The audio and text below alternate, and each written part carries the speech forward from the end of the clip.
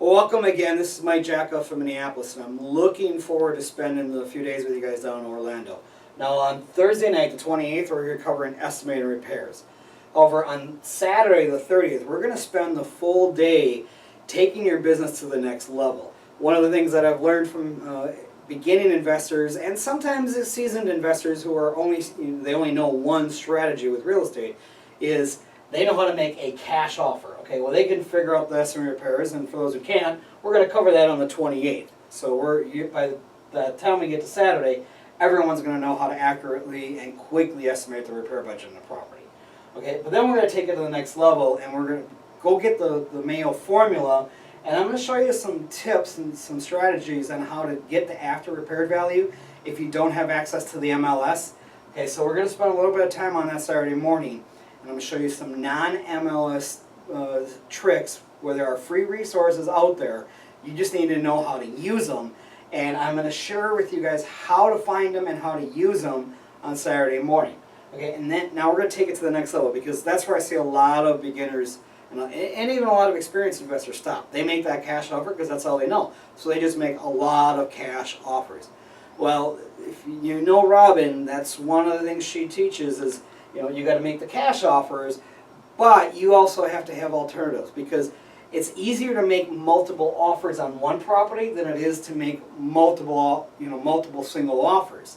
So by making the single offers cash only, you have a less of a chance of your offer getting accepted, because the seller wants, say, X number and you're down here. Okay, well, that's usually a pretty big gap. And I'm going to show you some techniques that I've developed myself over the years that I've learned from being a realtor, working with realtors, and that is how to use a seller net sheet. And I'm going to show you how I've learned how to use that over the years to become a negotiating tool. Okay, so we'll start out with, this is going to be our cash offer, and now let's work with the seller and say, rather than on the asking price or the cash offer price, let's figure out what the seller's net would be if they sold it retail. All right, if they sold it retail, we can work in the after repaired value, then take out the repair budgets, take out the mortgage, take out the holding costs, take out the selling costs, and all those other expenses, and get down to what the seller's true net is. And one of the things I learned over the years is by using that process and that seller net sheet that I've developed, is that process helps us determine what the seller's true motivation is. And once we know what their true motivation is, then we can make intelligent offers. And then we can create multiple offers. So we can give them the all-cash offer based on the Mayo formula, but then we can give them a little bit higher offer price if the numbers work out. Maybe we can do a lease option. Maybe we can do a seller finance. Maybe we can do subject to.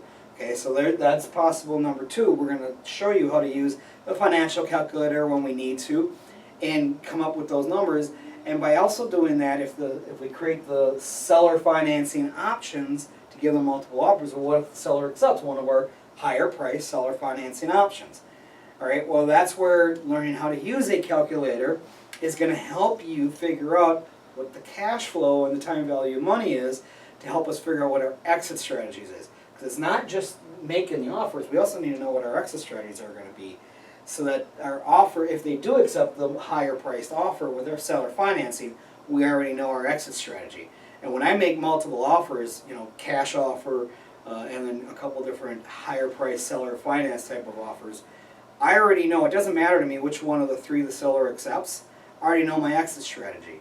And that's what we're going to cover on Saturday. So we're going to go through negotiating, working with the seller net sheet, getting to the point of creating the multiple offers, take it right down to actually creating the letter of intent to help you guys make more offers and increase the likelihood of your offers getting accepted, and then knowing what to do with the properties once the offers are accepted. So we'll see you guys on Saturday the 30th.